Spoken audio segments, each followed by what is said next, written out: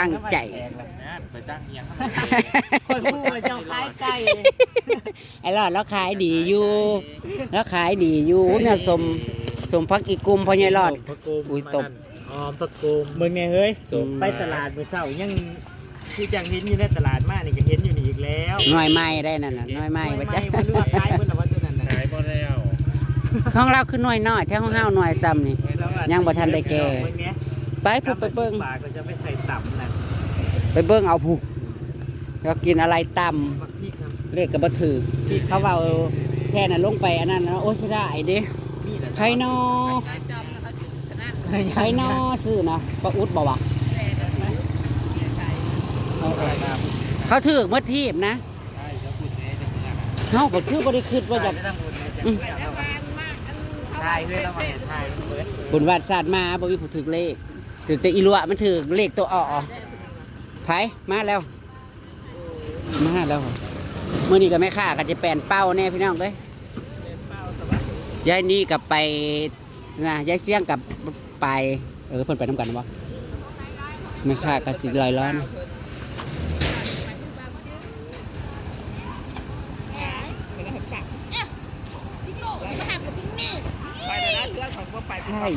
เอาเยอะคนหนึ่งโต๊ะข้าวอีเลี้ยงไทยผู้บ่าวบ่ได้หอยปังซื้อวันเท่าไหร่ฮะเอารถใหญ่กูเอาเอาเครื่องต่ำนั่นต่ำให้มันถาดใหญ่ขึ้นมานั่นเดี๋ยวมาซื้อกลุลุง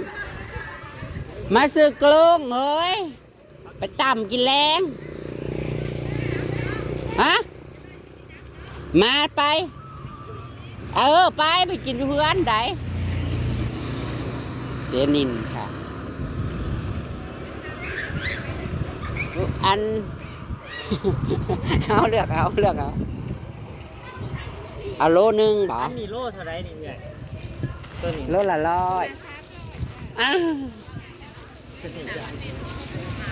ฮะเอาโตกุ้งต่ำที่เฮ้ยอันนี้มันสิบ่เป็นย่างบ่นี่เอาต้นแบบขาวได้ต่ำน่ะนี่ตัวนี้นะตัวนี้ได้ตัวนึงบ่เคยได้ถืออันนั้นไม่กุ้งเผาอันนี้จะไปทำFC เลี้ยงวันย้อนหลังวันเกิดเพื่อนสาวนางหนักข้าวนางอัดตีนี่เขาเด็กนี่ฮะนี่เป็นเพื่อนชาวไหนใหญ่นะบนน้านี่เพื่อนเต่งนี่แล้วมีไผ่กับมีแต่นั่งตุยนั่งนี่แล้วมาลาบได้มาใช่โอ้ยเห็นมาเห็ดผมนะนั่งเถ่าอยู่เอาสบายนั่งก็เอามือวันวันอาทิตย์วันอาทิตย์ใส่ลูกชายลงมาบ่โลนึงนี่แล้วเลิกเลขอยู่บ่เฮ้ยโล60 บาทบอกแหน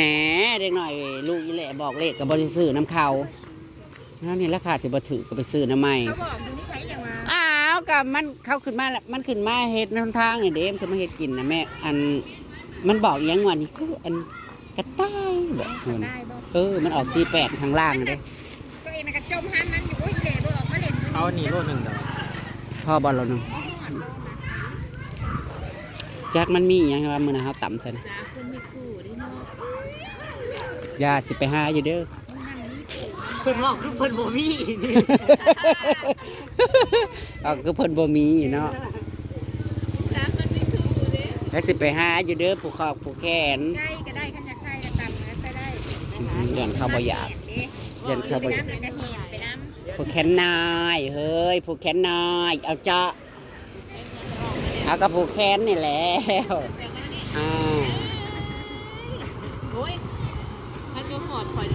ค่ะบ่ได้นะคะฉันบ่ปานะคะงานเธอฉันยังไปงานเธอฉันยังไปฉันบ่ได้ยอมนะคะเธอบ่มา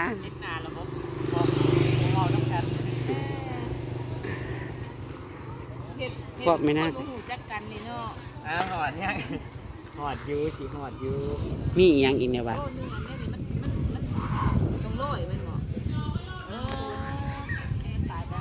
สิ่งขี้โกงมาจากอีแนบ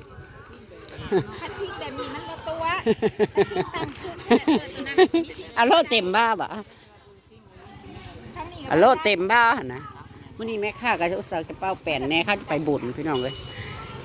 นี่อยากไปบุญบ้านโพนนี่จ้าภายในสิไป ตายไปแล้ว มันไก่กระตืมกว่าจักด้ามโตแล้วมันไก่ลายโตโอ้โห 4 โตหายเลย4 โต โอ้ขอ พอเอาโลดนึง เบิ้ง มันสิพ่อต่ำบ่ โลเท่าไรอันนี้นะลายต่ำดำเงินลายเงินมาสักก่อน FC จะ ซอก ให้ FC จะให้ไฮไลท์เบนหน้า อันนี้มันประแมนแมนของอ่ะ ไฮไลท์ก็หนี ของอาตีให้นะให้ข้างห้อย หายซ้ำชื่อนี่แหละซ้ำชื่อ กุ้งอยู่พี่โลละ260ด้วยค่ะหรือว่าเพิ่นสิลดให้200 มันแพงสุด แพง เจ้ายังคือจะเอาสบายนั่งมันเป็นบ่ เอาโอ้กุ้งเผาเอาตัวโตๆบ้านนั้นอ่ะเรียกว่าเสียแบบ เชื่อแบบนี้เพิ่มบ่ เอาไปย่างปะ เพราะน้าบ่ย่างค่ะตั้มก็มีแต่ตั้ม โอ้ย ตั้ม น้อย100 ล้านโอ้ยสอนเขาอยู่ อันนี้จะพักบุ้งใส่พักบุ้งไว้ใส่อันตับมาพี่น้องเลย อันนี้ยายนีก็จะเตรียมเครื่องขายค่ะ วันนี้เธอหยุดนะคะไปใช้เงินใส่นี่ก็อยากไปว่าอยากขี่รถจักรไปโอ้ยเพิ่นสิมองออกเลาะพี่น้องเลย แก๊กไปเหมือนเดิมกลางคืนผมมีไฟไปกลางคืน สิไปยังมีแต่พวกหญ้า ไม่ได้ว่าอื่นนี่สิไป พะ อื่นนี่ป้าแต่แม่นั่นมือสุดท้ายคนหนึ่งความจริงนะทำเมื่อนี้บอก มัน โอ้เว้าคันจะไปก็ไปกลางเว้นนั่นนี่นั่นนี่ มันเบิด กันจะไปกราบ เขาลงนะ ก็อื่นกับพี่มอลำเรือง มันที่3ผมบอกว่า เนี่ยเขาก็สิอยู่ต่อ อืม ว่าแล้วพอได้คลายโดนไปทั้งโขไปอยู่ช่วงตอนไปยุ่งกับแดง บ่อนะก็เมื่อส่งสการยายค้ำมันนี่ก็ ยุบตัวครัวเราเมื่อย เหนื่อยมาเห็ดทงเห็ดทางจักอยากเล่นอิหยังเลยลึกไหว ตรงนี้ อันนี้โลนึงพี่น้องเลย ได้แล้วมันเป็นมาแล้วผมเข้าวานให้เด้อ เราจะไปหอนน้ำไม่ร้อนเลย เพราะว่าก่อนคือจะห้ามของ ได้ยังเอาลองจากหาเหนียวสบายนางโลนึงคอหมึกโลนึงกุ้งโลนึงเอามาตำรวมกันจ้าตำถาด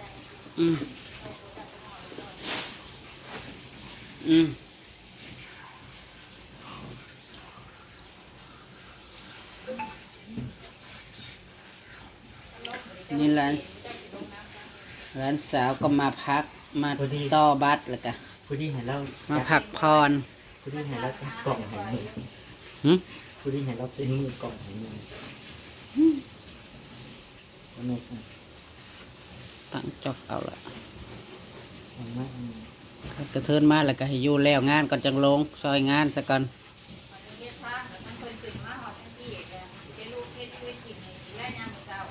ได้ตื่นเศร้าแล้ว เพราะว่าข้าเจ้าเฮ็ดยับขึ้นมาไกลแล้วข้าเจ้าสิมาเฮ็ดกินอยู่นี่ได้พี่น้องมาแล้วก็ซอยไปถาเพื่อนๆกันคันยามถือกลุ่มข้ามีจะต้องมีคนเข้ามาต้มข้าวเปียกนอนในนั่นเดา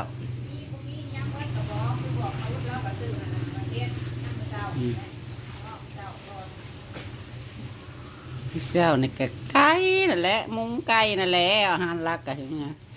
ปนปลาดุกน้ำ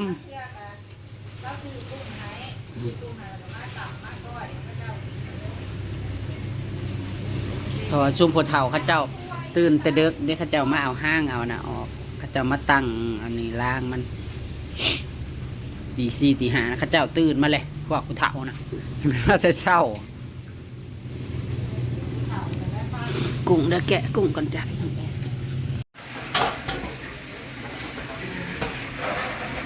ต่อจ่าต่อไปตลาดมาแกะกุ้งกระกามีสบายนางมีปลาหมึกพี่น้องมีกุ้งโลนึงดอกผักหอมต้นหอมเนี่ยเฮาบ่ได้มาผัดลายอะไร เฮ้ยมันแกงขึ้นมาเด็กแกงเดี๋ยวนี้ลงไว้ เอามาพัดใส่ พรุ่งนี้บุญข้าวจีจ้ะ บ่ได้สั่งให้ป้าตุ้นแล้วซื้อตับมา เนาะข้าวจะ ตับอยู่ในตลาดตับไก่พี่น้องแซ่บๆข่อยอยากกินอยู่ข่อยอยากกินผัดใส่ตับไก่ ใส่อะไรนี่นะ แล้วก็มีผักบุ้งหัวสิงไข่เอาใส่หมอ กินกับผักกรอบๆพี่น้องพักกันในสวนเจ้าของนี่แหละพี่น้องนี่จ้าบอเอาหมักถั่วมาสักหมาก2 หมากเนาะ ไม่เห็นหยัง เอามาตำไฟ2 เถามาแล้วดิมาสิลูอัก ไปใส่ต่ำละคิ้วคือมันนั่นเหรอวะเอามาเบียใส่กันนะลวกจ้ะลวกอันนี้ฉลองวันเกิดอาร์ตี้นะจ้า ผักเข้ามาเตอร์ไหนอันนี้คือ ผักในสวนซันนี่แหละ หล่อ ฉัน ทำ ได้ ไมสวยขนาดนี้ แสดงต้นฉันเสื่อง เลิ ไร กเบิ่งคนปลูกแน่ แต่ว่าบ่ฮู้ว่ามันสิคมบ่ ว้าวอลี เออ ตัววันนี้เนี่ย มันออกได้ซ้ำนี่ก็ยัง เลิก ว่า กันไม่เบิ่งยังบ่ทันละเกียดมาเบิ่งว้าวนั่นเพิ่งบ่เห็นเหรอ ยังสองต้น ก็ได้เท่าที่สิแต่เป็นสีม่วงไหนบ่แม่นสีนี่ ตัวที่มอง คนว่างามใครจะมาเสื้อเดี๋ยวนี้นะ มื้อนี้จะมาพี่เด้อ จ้า จ้า Happy Birthday ย้อนหลังนะคะ ก่อนอื่นก็ต้องขอบคุณพิธีอีกเจ้าประจำพี่น้องเป็นเลี้ยงย้อนหลังวันเกิดอาร์ตี้จะย้อนแต่ว่า บอได้ยอดแล้วมือ เอามื้อนี้เลยบ่เออ นี่ล่ะ เอานั่นๆ ที่หนึ่งนี่แหละฮะ พี่เดียวกับวันนี้ อาร์ต1 กุมภาเลย พักเจ้าของแล้วมันใส่ ของเจ้าของ ไม่ใส่เฮาบ่เห็น ทะเล เอามันอยู่ในหม่องทั้งอันใกล้ๆบักอันเครือๆน่ะดิ ปีที่แล้วต้องรับบุญบ้านเธอเนาะ เฮ้ยไปเอาลงทอนมันเดือดเพื่อบๆอยู่ แม่นบ่ตุกเฮ้ย ไม่ต้องโล จัดต่างหากปีก่อนนั่น จากแต่ว่าปีนี้สุขภาพบนร่างกายพี่น้อง จ้า เลยบริเหตุบริยังดอกพี่น้อง กินเปิดเพลงฟังแล้วก็พอ เต็มเยอะ ปีกายนี้ ปีนี้แหละ ไม่ปีนี้นะ ลำโพงกะลีกะยูเฮือนทั้งเถ่า เรื่องนั่งเข่าผมว่าเปิดแล้วก็ ออกในใบเรืองมันน่ะอีน้อย ล่างมันตะดีมันออกก่อน เดี๋ยวไปแกมันกะตำเติมนี่แหละจ้าพี่น้องค่ะตำเพราะว่าบ่ฮู้ว่าสิกินอีหยังหั่นเด้หมูกระทะมื้อก่อนพี่เพิ่นเลี้ยงแล้ว ก็เลยกินต่ำนี่แหละของพวกซุมหาต่ำ มันสีเดียวกัน ของที่กินได้ตลอดก็คือต่ำนี่แหละแต่ว่าเป็นของทะเลเลยจ้าวันนี้อาหารทะเลนะคะท่านประธานได้ซีเบิงท่านญาติมันคมมันจะคือหักโคตรน้ำว่าโคตรลายอยู่ได้น้ำ มันคือคมกว่ากันเนี่ย คมเหรอวะขันโทษ มันกะ คมแล้วก็สลัดปานเท่านะโคตร คมคือกันเฮ้ยมันกับพักขึ้นซื้อว่าพักสลัดนี่มันก็เป็นอย่างคือกันนี่กัน อย่างแรกนี่นะ เป็นอยู่ไดตอนเฮาเด็ดน่ะมันกับหักโบราณคือพักสลัดอันนั้นพักสลัดตกพักตกแก้วมันก็ล้า ทำไมสิบอกย่ำแรงบ่เธอ จาก บ่เฮ้ยมันเถ่าแล้วมันเป็นสิเป็นขี้ตายแล้วมันจะเป็นขี้ตายแล้ว โคล่ามันจะเป็นลมที่ต้มเนาะ สละ มันเอาเบิ้งมันเอาอย่าง ไปไหม หมูถุงหนึ่ง มันเอาแคบหมูไปกินละทุ่งหนึ่ง มันก็ยาก น้ำปี๊บกินแน่ โอ้ยอิหยังเข่าเอาไว้เฮ็ดหยังอันนี้นะเขาเบื่อเรือบ่เฮียมาแล้วห้ามมึงเอ้ยเดี๋ยวจังเอาน้ำมันนั่นออก สิไปใส่ ทาบิละ เอ้าคือบริสุทธิ์เด็กน้อยมานะ ส่วนหมักบินครับ แต่เขามาน้ำลัง มาในสวนอยู่ข้าวบดไปมาโดนไหม พอดีแล้วเขามาคันชวนกับบอกเขามา ชวนเขามาที่ ตึงนนหมักนะกระทนมาโลดมากินนี่สิเบิร์ดบะหาของคนเท่านั้น เวลาไปหนุนไปนี่จะชวนเขาออกกล่องน้ำเขาจะได้ เอื้อม ซีมกันนะมันชุ่มเลย สุกละละซิมโลดตื่นก็ขายมันได้ตั้งละหมื่นเท่าไหร่นะ6 ได้เท่าไรนะ 16,000ลืมเลขศูนย์เอา ปี ลืมเลขศูนย์เอาปีนี้มันบริลายคือปีกาย เอา เล เงี้ ย ยเสียปีน้ำขึ้นไรหน่อย มันได้13กระสอบนึงยาฉันเริ่มเป็นจนเป็นไข้เป็นหวัด เนาะ เป็นไอ ปีนี้นะเฮ็ดมันน่ะจนพักกันเป็นไข่เป็นหนาว พยาแล้วเราก็สะอาดว่าโอ้เงินเนี่ยเป็นแต่อย่างผม มึงอย่ามาห่าวอย่ามาห่าว พ เด้ ยา อ แล้วในใจนะว่าบ่เอาแล้วเมื่อย คันเฮ็ดแหละต้องเฮ็ดสิมันหลายๆคือของเขาน่ะเนาะเฮ้ย ไปเบิกหวยแดง ของอัน ดินกะเข้มขุดนะ ของเขาไม่กาดนะโอ้ยได้หมื่นป่ายแล้วเปล่าวะเบิ่งเองสิซีมเบิ่งกัน ขุดซ้ำนักยังพอตายแล้วซ้ำมันแล้ว ซีมเบิ่งกันพี่น้องพักขาน้อยนะ คือว่าแล้วเพื่อได้งานสิบอุ้งอังบอก หวานเลย ได้สิดอกก็ยังอุ้งอังอยู่บ่เว้ย หักคือเหลือจากลงมาคมอยู่คอบ่น้อยหนึ่งกินไปคืออย่าคือแมงแข้งใช่สัก ว้าวมันเป็นตัวแมงแข้งจับบ่ อ้าว มันเป็นบาทเนาะจะทิพย์เลยตั้งใจแล้วไปกินเลย กินแต่คนสิขายนี่แหละ คือตั้งเปิดกุ้งถ้าใส่ซุป สุกเบิดเลยจ้าเพราะว่ากุ้งมันบ่อยากสดปานใด ปลาหมึกนี่มันจะนัวอยู่แล้วเนาะ กินแห้ง ง่วย คนว่าจะกินเลย เท่าไรเฮ้ยใช้ละผ่าเขาเจาะเต๊ะผ่าแดกมาให้ พยานกูรู้ขาดจับอันเดียว มื้อนี้นะสันน่ะก็แล่นบ่ได้พักเลยนะ ลงไปซอยเฮ็ดกับข้าวแล้วก็เมื่อทรงสการ บ้านนันทาบ้านน้องบู๋อ่ะบอ เออก็แยกคำนั่นแม่ชุมันเขาแวนชุมันนี่เด้ไม่เท่าเสียเป่าไม่เท่าเสียเป่าเขาจักก็เสียเป่า แล้วเป็นยังเธอ ก็กระโซ่นี่แหละ สรุปแท้ แล้วมา โอ้ย น้องขนาดตายเลยเนี่ย สิบ่มากยังบ่รำอยู่ใส่เอราวันกับลูกชาย ลูกห้า แท้ๆนี่นะ บ่ลูกห้านี่แหละเราก็เริ่มเออ เนาะกับว่าลูก ห่วย3 เทื่อเลยล่ะนี่ เอ้าสมมาฝากควรพี่น้องตามคลิปหน้าก็แล้วกันนะคะจะได้กัน Happy birthday Happy birthday to you ขอให้หายเจ็บหายไข้ให้พญาติโลกค้าร่ำรวยปังๆเด้อปีนี้ อายุครบ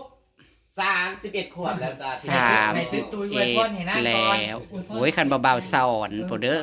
เนาะมันค่ำเฮาคันบ่ได้บอกเบาสอน ให้ได้กินได้ยำ ให้ได้กินได้หยำถ้าถ่า2 เท่ามากก็แล้วกันเนาะแล้วก็ขอบคุณเด้อขอบคุณพี่ทีจ้า